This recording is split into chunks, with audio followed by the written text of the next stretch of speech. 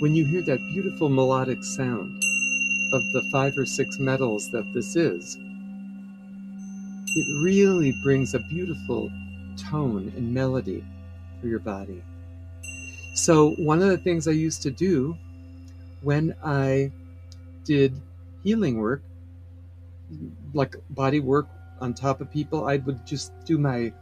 healing work and all that. And then at the end, I always ended with some Reiki and some energy healing. And I always went over them and did sound and vibrated and allowed the bells to move whichever way they wanted to go along with the chakras, so that the chakras are spinning